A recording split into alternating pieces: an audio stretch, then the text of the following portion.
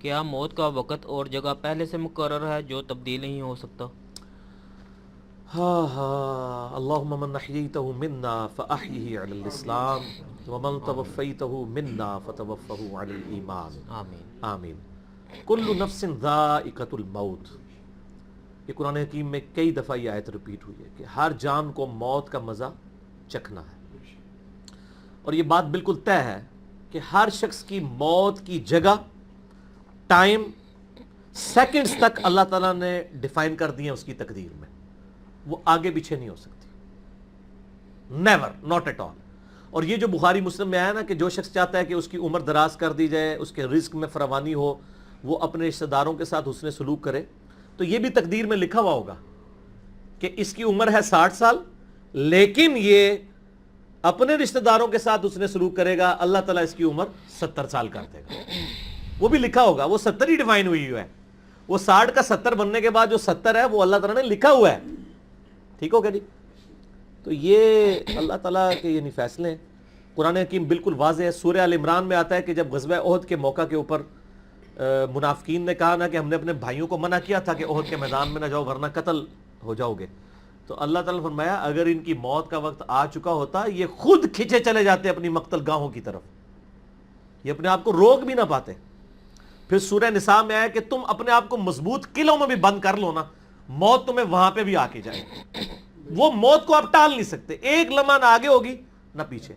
سورہ لقمان کے بالکل اینڈ میں آتا ہے نا کہ 5 علوم اللہ تعالیٰ کے ساتھ خاص ہیں، ان میں ایک ہے کہ کوئی جان نہیں جانتی کہ اس کو کس زمین میں موت آئے گی، ہاں اللہ تعالیٰ وحی کے ذریعے بتا دے، جیسے مسلم شریف میں حدیث ہے نبی صلی اللہ علیہ وآلہ وسلم نے غزوہ بدر سے ایک دن پہلے زمین پہ لکیریں کھینچ دی تھی بدر کے میدان میں، یہاں کل ابو جہل کی لاش ہوگی، یہاں عتبہ کی ہوگی، یہاں امیہ ابن خلف کی ہوگی۔ سر اب آپ عمر سیریز دیکھیں نا، وہاں آپ کو لاشیں پڑی ہوئی نظر بھی آئیں گی، ٹھیک ہو گیا جی؟ تو یہ آپ صلی اللہ علیہ وآلہ وسلم نے پہلے ڈیفائن کر دی تھی ساری چیزیں، تو یہ اللہ تعالیٰ نے آپ کو وحی کے ذریعے بتایا تھا، اللہ تعالیٰ بتا سکتا ہے اپنے پیغمبر کو، تو واقعی موت کا وقت مقرر ہے، وہ ٹل نہیں سکتا۔ لیکن اس پہ یہ بھی سوال ہوتا ہے کہ اگر کوئی شخص کسی کو قتل کر دے تو پھر اس کا کیا قصور ہے؟ وہ اللہ تعالیٰ کا ایک قانون ہے، اس نے مرنا تو تھا، اس میں کوئی شک نہیں ہے، لیکن دنیا میں اللہ تعالیٰ نے رولز اور ریگولیشن کے ساتھ دنیا کو جوڑا ہوا ہے۔ سورۃ البقرہ میں آیا کہ قصاص میں انسانیت کی زندگی ہے، سورۃ المائدہ میں آیا جس نے ایک جان کو ناحق قتل کیا اس نے پوری انسانیت کو قتل کیا، اور جس نے ایک شخص کی جان بچائی پوری انسانیت کی جان بچائی۔ لہٰذا یہ جو کوئی کسی کو قتل کرے گا تو قرآن میں ہے قصاص کے اندر انسانیت کی زندگی ہے۔ انسانیت 2 چیزوں میں چل رہی ہے، احترام جان اور احترام مال۔ اگر یہ 2 چیزیں نکل جائیں تو معاشرہ نہیں چل سکتا۔ گوروں کا معاشرہ ہم سے بہتر کیوں ہے؟ بغیر ریلیجن کے بھی احترام جان احترام مال ہے، جسٹس ہے، انصاف ہے، عدالتیں آزاد ہیں، جہاں پہ احترام جان بھی احترام مال بھی ہے۔ سالوں تک وہ ثبوت ڈھونڈتے رہتے ہیں، اس کے بعد بندے کو پکڑتے ہیں، یا بندے پکڑ کے غائب ہو کے مر مرا جاتے ہیں، ان کے رشتہ دار عدالتوں کے چکر کاٹتے رہتے ہیں کہ جی ہمارا بچہ اٹھایا گیا، نہ عدالتوں کو پتا ہوتا ہے نہ اور کسی کو پتا ہوتا ہے۔ تو یہ چیزیں تو پھر ظاہر ہے کہ ایک ریونج کریٹ کریں گی نا۔ ہم اس لیے کہتے ہیں عدالتوں کو آزاد ہونا چاہیے، عدالت سے اوپر کوئی نہیں ہونا چاہیے، عدالتیں آزاد ہوں گی باقی سارا سسٹم بہتر ہو جائے گا، ٹھیک ہو گیا؟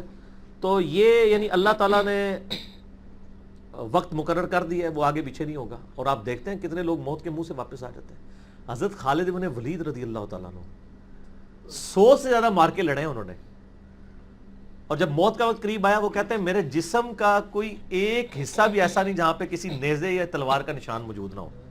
یہ عمر سیریز میں انہوں نے ان کی موت کا وقت فلمایا ہے، ابو دردہ ان کے پاس بیٹھے ہوئے ہیں، اور وہ کہتے ہیں دیکھ لو اگر موت میدان جنگ میں آنی ہوتی نا ابو دردہ تو میرے جسم کا ایک حصہ بھی ایسا نہیں جہاں پہ کوئی زخم نہ ہو، اور میں ایک بوڑھے اونٹ کی طرح بستر مرگ پہ مر رہا ہوں۔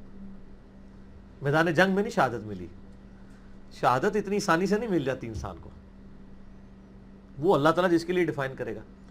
باقی یہ کہ اللہ تعالیٰ نے ان کو ایک فضیلت دی کہ وہ اللہ کی تلوار تھے، ظاہر ہے تلوار تو ٹوٹ نہیں سکتی تھی، تو جو لوگ اللہ کے لیے زندگی گزارے وہ عام حالت میں بھی مرے اللہ تعالیٰ ان کو شہادت کا رتبہ عطا فرما دیتا ہے۔ تو میدان جنگ میں جانے سے موت نہیں آتی، کتنے لوگ موت کے منہ سے واپس آ جاتے ہیں، اور سر ایئر کریش میں لوگ بچ گئے ہوئے ہیں، اور تو اور چھوڑ دیں جہاں پہ کوئی انسان امیجن نہیں کر سکتا کئی بم پھٹتے ہیں، بندے مر جاتے ہیں، کسی عورت نے بچہ اٹھایا ہوا ہے، بچہ سینہ سلامت مل جاتا ہے وہاں سے. یہ اللہ کے فیصلے ہیں کس کے لیے کیا زندگی رکھی ہے. وہ اسی لیے کہا جاتا ہے نا کہ مارنے والے سے جو بچانے والا جو ہے نا وہ بڑا ہے. سبحان اللہ. یعنی وہ ویسے تو مارنے والا بھی اللہ ہی ہوتا ہے، لیکن وہ اس حوالے سے کہا جاتا ہے کہ دنیا میں اگر کوئی سمجھتا ہے نا کسی شخص کو مار سکتا ہے تو، اور اگر اللہ نے اس کی موت نہیں لکھی ہوئی ہے تو نہیں ہے. موت انسان کی زندگی کی حفاظت کرتی ہے. سر میری سب سے بڑی محافظ میری موت ہے. اگر میری موت لکھی ہوئی ہے نا 2050 کے اندر، پوری دنیا مل کے بھی مجھے 2049 میں بھی نہیں مار سکتی. آج 2018 میں تو تصور بھی نہیں ہے. اور اگر میری زندگی لکھی ہوئی ہے 2018 میں ختم ہونی، چاہے وہ ایئر کریش کے اندر ہو، چاہے وہ ہارٹ فیٹ کے ذریعے ہو، چاہے وہ گردوں کے فیلئر کے ذریعے ہو، چاہے برین ہیمریج کے ذریعے ہو، کسی بھی ذریعے سے ہو، تو کوئی اسے بڑھا نہیں سکتا. دیکھ لینا آپ پچھلے دنوں کتنا بڑا ایک واقعہ ہوا ہے. یعنی ہمارے پاکستان میں 3 ٹائمز جو پرائم منسٹر رہے ہیں نواز شریف صاحب، ان کی بیوی 1 سال سے زیادہ وینٹیلیٹر کے اوپر رہی ہیں. ان کے پاس پیسے کی کوئی کمی تھی؟ علاج کرانے کا کوئی ایشو تھا؟ سب کچھ کروایا ہے، بچا سکے؟ نہیں. غریب آدمی تو کہتا ہے پیسے ہوتے تو شاید بچ ہی جاتا. سر جن کے پاس پیسے ہیں وہ بچا کے بتا دیں. موت کا وقت لکھا ہوا ہے سر، کوئی نہیں ٹال سکتا.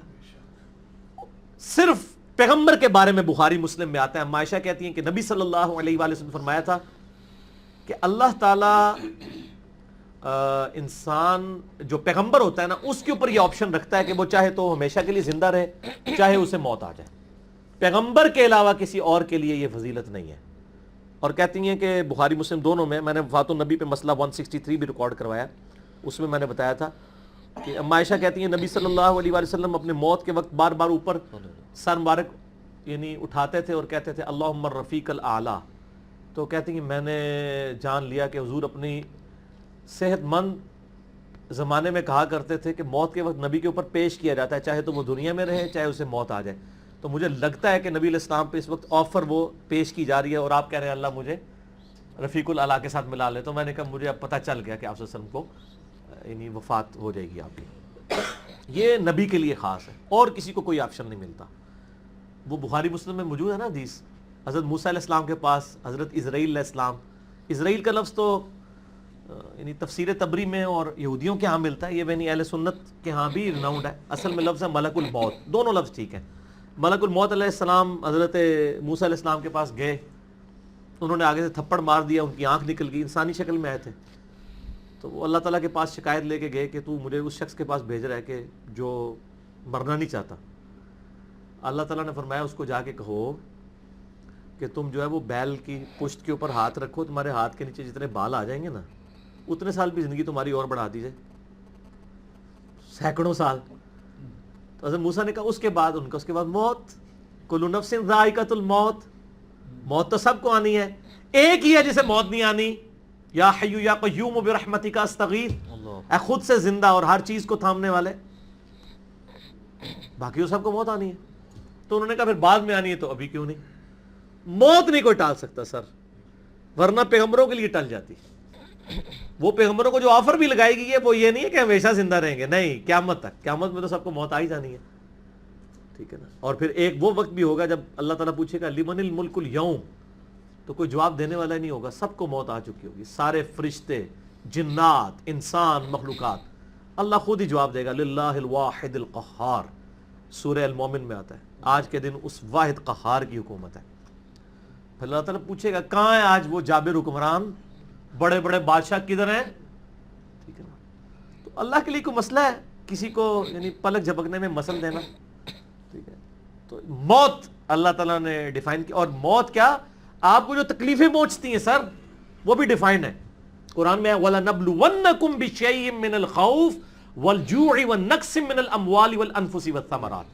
ہم ضرور تمہیں آزمائیں گے تھوڑے سے خوف سے، بھوک سے، جان اور مال میں نقصان سے. پھر چیک کریں گے کون ہے صبر کرنے والا.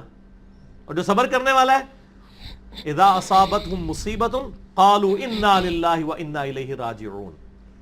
تو پھر ان لوگوں کے ساتھ اللہ تعالیٰ ہوتا ہے جو کہتے ہیں ہم بھی اللہ کی طرف سے آئے تھے، اللہ کی طرف چلے جائیں گے. یہ تکلیف بھی آئی تھی الٹیمیٹلی تو چلی جائے گی نا. ان اللہ مع الصابرین، اللہ تعالیٰ صبر کرنے والوں کے ساتھ ہے. اس حوالے سے ایک آیت قرآن حکیم کی بڑی کرٹیکل ہے، مجھے ضمناً یاد آ گئی، سورہ الحدید کے اندر ہے، بہت کرٹیکل آیت ہے، اور یہ ٹاپک قرآن حکیم میں صرف سورہ الحدید کے اندر ہی ایڈریس ہوا ہے، اور جس طریقے سے یہ شد و مد کے ساتھ بیان ہوا ہے نا، آیت نمبر 22-23، اعوذ باللہ من الشیطان الرجیم، ما اصاب من مصیبت فی الارض، کوئی مصیبت بھی زمین میں نہیں آتی، ولا فی انفسکم، اور نہ تمہاری جانوں میں، یعنی زمین پہ جتنے زلزلے آتے ہیں، طوفان آتے ہیں، سونامی آتے ہیں، قحط پڑتا ہے، یہ جتنے بھی عذاب آتے ہیں یا تکلیف آتی ہیں، اور نہ تمہاری جان میں، یعنی کسی کو کینسر ہوتا ہے، کسی کے گردے فیل ہوتے ہیں، کسی کی آنکھ ضائع جاتی ہے، کسی کے اوپر فالج کا اٹیک ہو جاتا ہے، کسی کو ہارٹ اٹیک ہوتا ہے، اللہ تعالیٰ فرماتا ہے یہ ساری تکلیف چاہے زمین پہ ہیں یا تمہاری جانوں پہ، الا فی کتاب من قبل ان نبرأہا، وہ تو پہلے ہی ہم نے لوح محفوظ پہ لکھی ہوئی ہیں، اس سے پہلے کہ ہم ان کو بھیجے، ڈیفائن ہے، ہونا ہے کہ فلاں تاریخ کو اتنے بجے اس کے ساتھ یہ ہوگا، یہ ڈیفائن ہے۔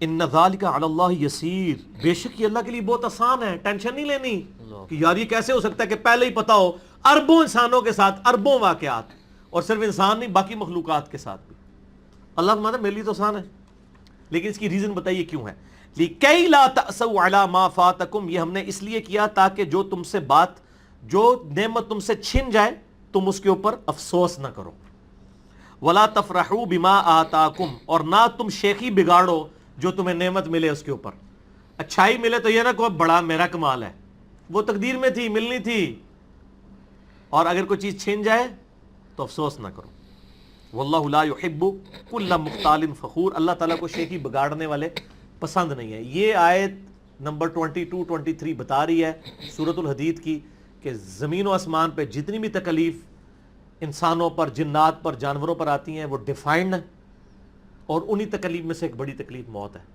وہ بھی ڈیفائن ہے، وہ کوئی ٹال نہیں سکتا، کوئی کسی کی موت کو ٹال نہیں سکتا، اور نہ کوئی کسی شخص کو موت دے سکتا ہے۔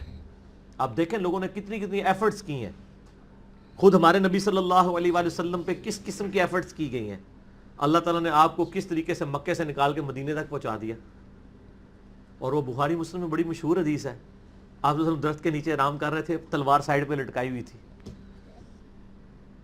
ایک عرابی آیا دشمن، اس نے موقع غنیمت جانا کہ آپ سوئے ہوئے ہیں، اس نے تلوار اٹھائی اور نبی صلی اللہ علیہ وسلم کے یہاں پہ رکھ دی اور کہا محمد آج تجھے میرے ہاتھوں سے کون بچائے گا؟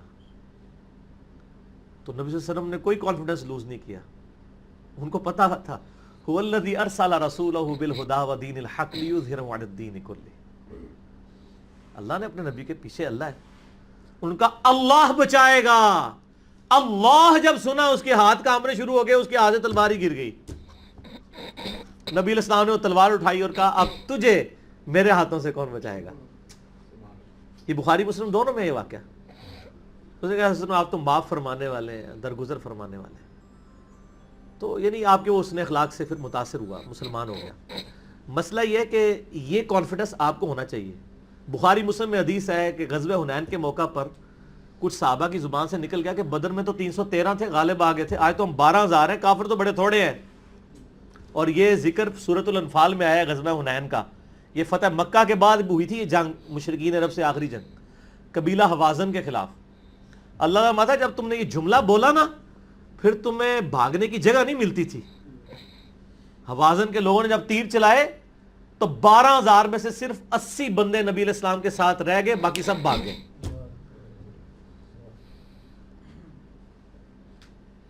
اور صحابہ کہتے ہیں، بخاری مسلم کے الفاظ ہیں، میں نے حضور کے معجزات والا جو لیکچر دیا ہے مسئلہ 131 اس میں بتایا کہ نبی علیہ السلام اکیلے آگے جا رہے ہیں، انا النبی لا کذب انا ابن عبد المطلب، میں نبی ہوں اس میں کوئی شک نہیں ہے، اور میں عبد المطلب کا بیٹا ہوں۔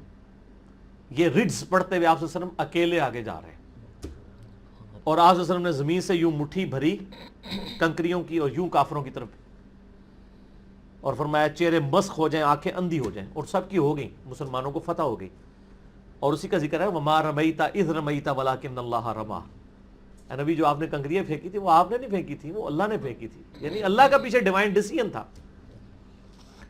تو کافروں کے خلاف فتح ہو گئی مسلمانوں کی. یعنی نبی علیہ السلام کا کانفیڈنس لیول یہ تھا کہ اکیلے جا رہے ہیں, یہ نہیں دیکھ رہے کہ ہزاروں لوگ میرا ساتھ چھوڑ گئے ہیں, اکیلے فرنٹ سے لیڈ کر رہے ہیں. تو جن لوگوں کو یعنی اللہ پر یقین ہوتا ہے نا, ان کی یہی حالت ہوتی ہے, اور یہی صحابہ کرام کا یعنی یقین کامل تھا. اس لیے آپ دیکھیں نا, آپ عمر سیریز میں دیکھیں گے حضرت خالد بن ولید جنگ یمامہ میں جب مسلمانوں کو شکست ہونے لگتی ہے, اکیلے آگے جاتے ہیں. جنگ یرموک میں بھی ایسے ہی کرتے ہیں. تو جن کو اعتماد ہوتا ہے نا, وہ پھر فرنٹ سے لیڈ کرتے ہیں کہ موت ٹال نہیں سکتی. موت کیا, تکلیف بھی جو آپ کو پہنچنی ہے, اور سر اسی کے ساتھ آپ زندگی گزار سکتے ہیں. اس کے بغیر آپ زندگی نہیں گزار سکتے, کڑ کڑ کے مر جائیں گے. آپ کس چیز کو کیٹر فور کر سکتے ہیں؟ ہم یقین کریں صبح سکول بچوں کو بھیجتے ہیں تو دعائیں پڑھتے رہتے ہیں. کیا ہو سکتا ہے؟ ایکسیڈنٹ ہو سکتا ہے, وہاں پہ بچہ جھولے سے گر سکتا ہے, کسی کی ہڈی ٹوٹ سکتی ہے, کان پٹی پہ لگ جائے ڈیتھ ہو سکتی ہے. یار اتنی چیزوں کو کون کاؤنٹر فار کر سکتا ہے؟ اللہ. تو اللہ پہ توکل کریں, اور جب تکلیف آ جائے انا للہ و انا الیہ راجعون.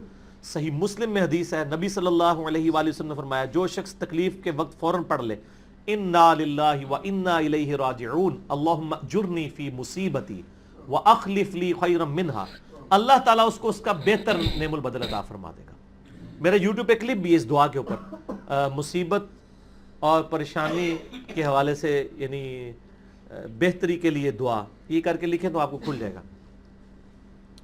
یہ آپ کو مشکات میں کتاب الجنائز چیپٹر میں پہلی جلد میں دعا مل جائے گی صحیح مسلم کے حوالے سے. ام سلمہ کہتی ہیں کہ جب میرا خامن فوت ہوا تو میں نے یہ فوراً دعا پڑھ لی, انا للہ و انا الیہ راجعون, ہم بھی اللہ کی طرف سے ہیں, اس کی طرف لوٹ کے جانے والے ہیں. اللہم اجرنی فی مصیبتی, اے اللہ مجھے اس مصیبت میں بہتر اجر عطا فرما, واخلف لی خیرا منہا, اور مجھے اس سے بہتر بدلہ عطا فرما دے. کہتی میں دل میں سوچ رہی تھی کہ اس سے بہتر مجھے خاوند کیسے مل سکتا ہے؟ ابو سلمہ سے بہتر تو انسان حضور کے صحابہ میں بھی کوئی نہیں ہے. عدت گزاری تو نبی علیہ السلام نے رشتے کا پیغام بھیج دیا, ام المومنین بن گئی. اور ہماری یہ وہ ماں ہے جو سب سے آخر میں فوت ہوئی ہیں, واقعہ کربلا کے بھی بعد فوت ہوئی ہیں ام سلمہ. واقعہ کربلا ان کی زندگی میں ہوا ہے, ام سلمہ رضی اللہ تعالی عنہا. تو یہ دعا یاد کریں, انا للہ و انا الیہ راجعون. اتنا حصہ تو قرآن میں ہے, باقی صحیح مسلم میں اللہم اجرنی, اللہم اجرنی, یہ جھٹکے سے پڑھنا ہے. اللہم اجرنی فی مصیبتی واخلف لی خیرا منہا. تو باقی ہم تو دعائیں کر سکتے ہیں, باقی صبح شام کے اذکار ہیں, اللہ کی طرف رجوع لائیں, وہ اتنی چیزوں کی حفاظت کرنے والا ہے. باقی سب سے بڑی تو حفاظت یہ ہے جو سورہ غافر میں, سورہ المومن میں آیا کہ اصل میں کامیاب وہ ہوا جو دوزخ کی آگ سے بچا لیا گیا.